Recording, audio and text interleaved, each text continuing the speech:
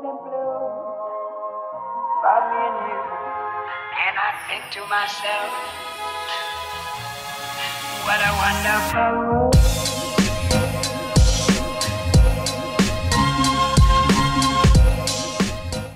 Halo semuanya, selamat datang kembali di Story Film.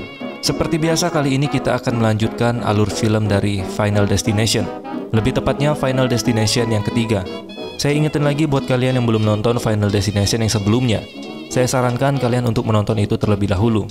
Bagi kalian yang mau nonton Final Destination 1 dan kedua, silakan klik di atas kanan layar kalian. Oke, tanpa basa-basi lagi, kita langsung aja masuk ke alur cerita film Final Destination yang ketiga. Enjoy the video. Di awal film kita diperlihatkan dengan seorang wanita yang bernama Wendy. Di sini Wendy bersama teman-temannya pergi ke pasar malam untuk merayakan kelulusan sekolah mereka. Di sini Wendy sedang memotret teman-temannya yang sedang naik wahana. Ketika dia melihat hasil fotonya, dia menemukan ada kejanggalan. Di wahana itu ada tulisan high dive, tetapi di hasil foto Wendy, lampu pada huruf V di tulisan itu mati, sehingga tulisan itu terlihat seperti die atau mati. Di sini Wendy pergi berempat bersama temannya. Ada Jason, pacarnya Wendy, ada Carrie, dan ada Kevin, pacarnya si Carrie. Tapi di pasar malam itu mereka tidak hanya berempat, karena hari itu adalah perayaan kelulusan mereka. Jadi teman-teman sekolah Wendy lainnya juga ada di sana. Di sana Wendy membawa kamera untuk memotret teman-temannya yang sedang bermain wahana, dan dia juga berencana memasukkan foto teman-temannya ke buku tahunan sekolah. Di sana dia juga bertemu adiknya yang bernama Julie. Ternyata adiknya juga ada di sana cuma untuk mengikuti perayaan tersebut. Singkat cerita, di sini Wendy bersama teman-temannya berencana menaiki roller coaster yang ada di pasar malam itu. Sebelum masuk ke wahana itu, di sini Wendy terlihat memiliki firasat yang gak enak. Di sini Jason menenangkan Wendy, dan dia mengatakan Wendy hanya takut dan gugup naik wahana itu. Di sini mereka mendapatkan gerbang pertama, yaitu di posisi paling depan. Tapi di sini Wendy tidak mau duduk di paling depan, sedangkan teman-teman yang lainnya ingin duduk di posisi paling depan, karena posisi depan itu merupakan posisi yang paling seru.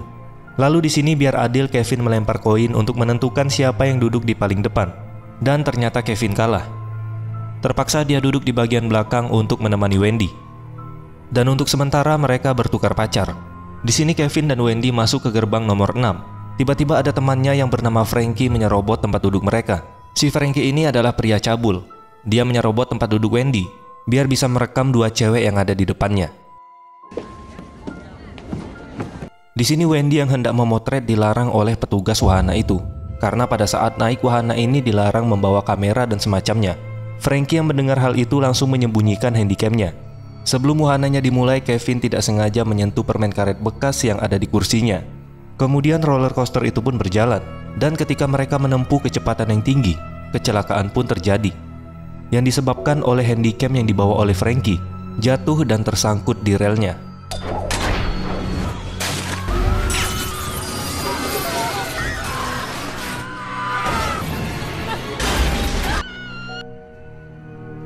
Tapi ternyata itu adalah penglihatan dari si Wendy, dan kejadian sebelum kecelakaan pun terjadi. Seperti Kevin yang tangannya terkena permen karet bekas, Wendy pun langsung berteriak dan meminta untuk diturunkan dari wahana itu. Di sini si Jason, pacar Wendy, yang melihat keributan di belakang. Dia pun sebenarnya ingin turun, tapi petugas sepertinya tidak mendengar perkataan Jason. Lalu petugasnya menjalankan roller coaster itu. Wendy sudah berusaha agar wahana itu berhenti, tapi semua itu sudah terlambat. Dan pada akhirnya ketika mereka baru saja keluar, benar saja terjadi kecelakaan pada wahana tersebut, yang menewaskan semua penumpang yang ada di wahana itu, termasuk pacarnya Wendy yaitu Jason dan pacarnya Kevin yaitu Carrie. Beberapa hari sudah berlalu. Di sini Wendy masih sangat sedih dan merasa sangat bersalah atas kematian Jason, pacarnya. Kevin pun datang untuk menghibur Wendy, tapi Wendy tidak menghiraukannya. Tapi sebenarnya banyak juga yang merasa kasihan sama si Wendy, termasuk Ashley dan Aislinn, di mana mereka mengajak Wendy untuk pergi ke salon bersama. Lalu di sana Kevin masih berusaha untuk mengejar Wendy, dan dia berusaha membujuk Wendy kalau Wendy tidak bisa bersifat seperti ini, karena bukan hanya dia yang merasa sedih. Kemudian Kevin menjelaskan kalau ada kejadian yang sama persis seperti yang mereka alami. Di sini Kevin menjelaskan kecelakaan pesawat yang terjadi 6 tahun yang lalu, yaitu kecelakaan pesawat pada penerbangan 180. Kevin mengatakan ada pria yang mendapatkan penglihatan seperti Wendy. Kemudian 7 orang diturunkan dari pesawat itu. Tidak lama kemudian benar saja pesawat itu pun meledak. Namun 7 orang yang selamat tadi, setelah beberapa bulan dari kecelakaan pesawat itu, mereka satu persatu mati karena kecelakaan yang aneh. Namun Wendy tidak percaya dengan hal itu. Dia pun pergi meninggalkan Kevin. Ketika sampai di rumahnya, Wendy dihampiri oleh adiknya yaitu Julie, dan dia mengambil gelang pemberian nenek mereka. Mendengar curhatan kakaknya, si Julie pun merasa kasihan, dan dia mengembalikan gelang yang akan dia ambil. Lalu di sini Julie ingin meminjam kameranya Wendy untuk acara sekolahnya nanti malam, dan Wendy membolehkannya. Tetapi karena kameranya lowbat, di sini Wendy akan mengecasnya terlebih dahulu. Namun ketika Wendy melihat foto-foto pada saat di festival, di sini dia melihat ada kejanggalan. Ternyata tanda-tanda itu sudah datang ketika dia sedang memfoto teman-temannya pada saat di pasar malam. Hingga akhirnya dia melihat ada keanehan pada foto Ashley dan Aislinn. Terlihat di foto kedua wanita ini, seperti ada cahaya merah atau api yang menyala-nyala, seolah-olah mereka seperti sedang terbakar. Ketika Wendy merasakan firasat yang gak enak kepada mereka berdua ini, Wendy pun mencoba menghubungi mereka dengan nomor telepon yang sebelumnya mereka kasih ke Wendy. Tapi mereka tidak mendengar panggilan telepon dari Wendy, karena mereka berdua ini sedang berjemur di dalam sinar UV pada sebuah salon. Tidak lama kemudian benar saja kematian pun menghampiri mereka. Dari minuman yang mereka bawa, esnya mencair dan masuk ke alat sinar UV tersebut, yang membuat alatnya error dan suhu panas pada alat itu perlahan naik sendiri. Ketika mereka mulai kepanasan, mereka pun ingin keluar dari alat itu. Tetapi ketika mereka ingin keluar, papan yang berada di atas mereka jatuh dan mengganjal alat tersebut, sehingga mereka berdua tewas terpanggang hidup-hidup di dalam alat itu.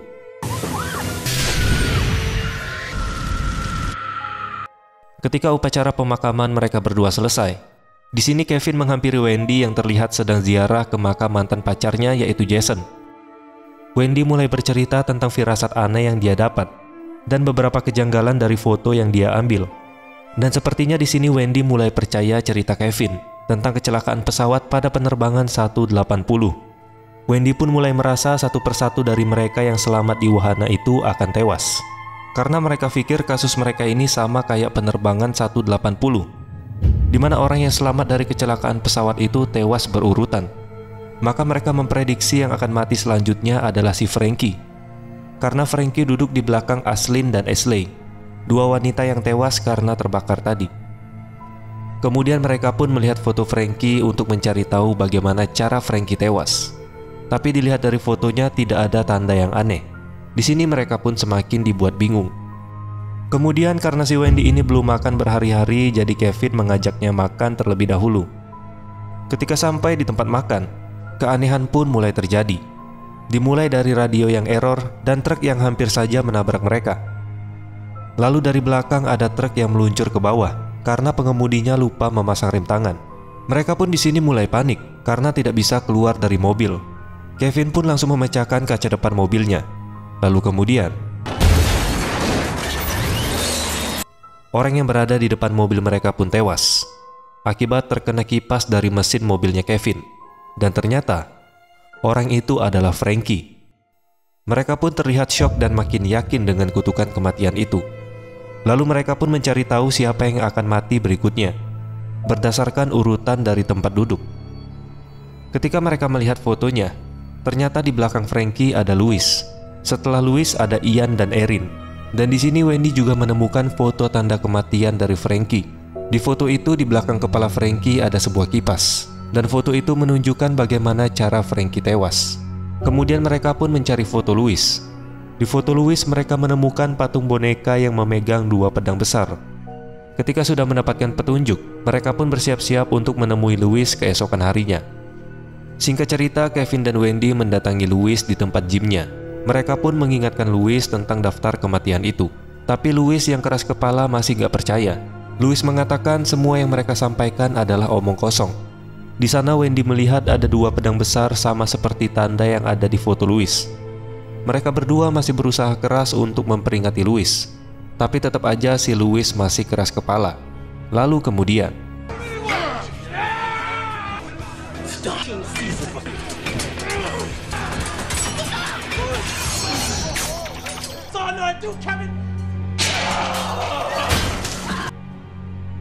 Louis tewas di depan mata mereka berdua. Lalu kini mereka melanjutkan ke korban yang akan tewas berikutnya, yang duduk tepat di belakang Louis, yaitu pasangan gaul Ian dan Erin. Singkat cerita, pada malam hari mereka pun menghampiri tempat kerja Ian dan Erin. Kevin dan Wendy pun kembali mengingatkan dua sejoli ini. Tapi tetap aja mereka juga keras kepala, dan mereka tidak mempercayai apa yang disampaikan Wendy dan Kevin. Lalu kejadian aneh pun mulai terjadi.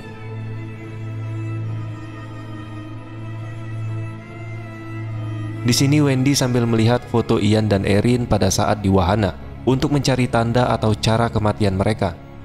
Di sini Wendy menyadari sesuatu. Dari foto Ian dan Erin, dia melihat di atas mereka berdua ada tulisan kill yang memberi tanda kalau kematian mereka akan datang dari atas. Lalu kemudian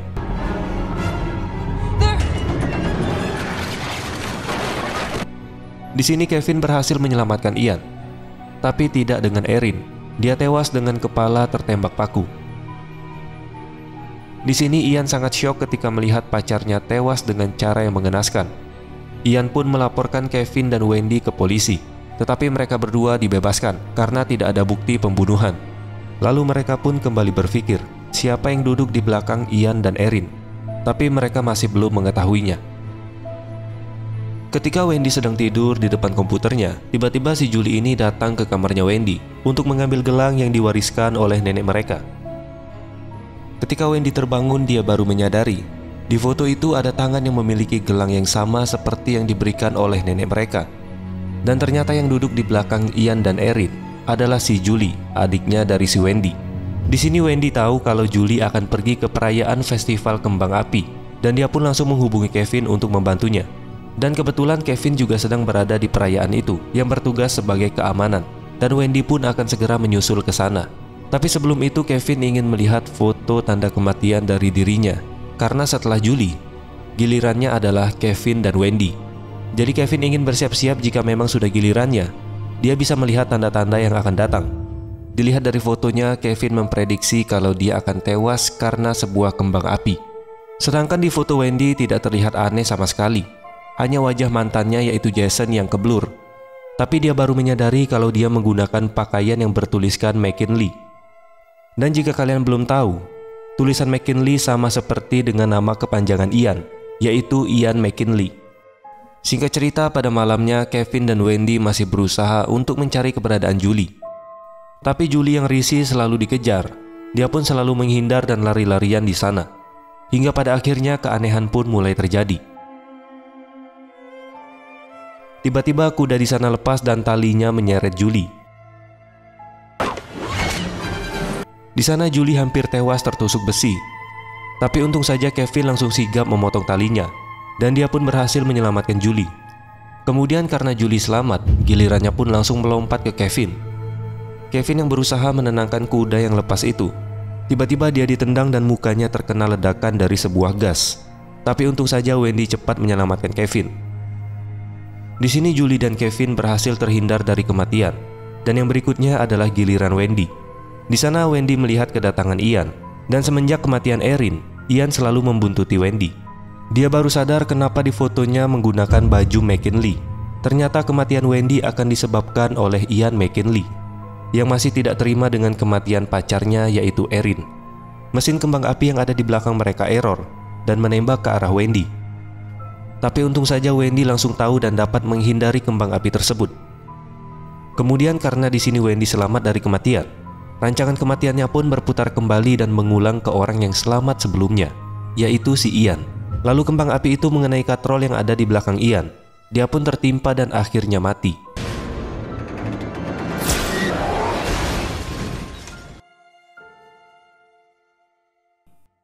Lima bulan kemudian, Wendy, Julie, dan Kevin terlihat baik-baik saja. Dan sepertinya selama 5 bulan itu mereka tidak mendapatkan teror kematian lagi. Tapi di kereta itu Wendy mulai merasakan firasat aneh muncul kembali. Dan dia juga melihat angka 180. Ada apa sebenarnya dengan angka 180 di film Final Destination ini? Kecelakaan pesawat pada film Final Destination yang pertama pada penerbangan 180. Kemudian kecelakaan pada jalan tol di film Final Destination yang kedua, terdapat angka 180. Dan sekarang di kereta tersebut Wendy juga melihat angka 180. Dan secara kebetulan, tiba-tiba Wendy, Julie, dan Kevin berada di satu kereta yang sama. Dan ketika mereka bertiga sudah berkumpul, benar saja kecelakaan pun terjadi. Dan mereka tewas dengan urutan yang sesuai, dimulai dari Julie, Kevin, dan terakhir si Wendy.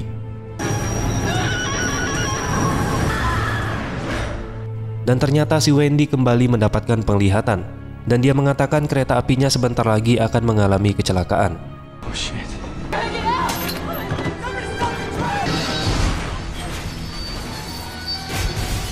Dan filmnya pun selesai.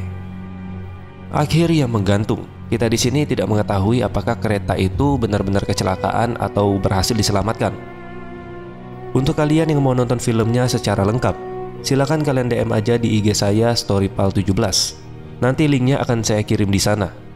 Bagi kalian yang selalu nanya linknya di komentar YouTube, saya ingetin lagi kalau link film nggak bisa di-share di YouTube, apalagi di-share di komentar.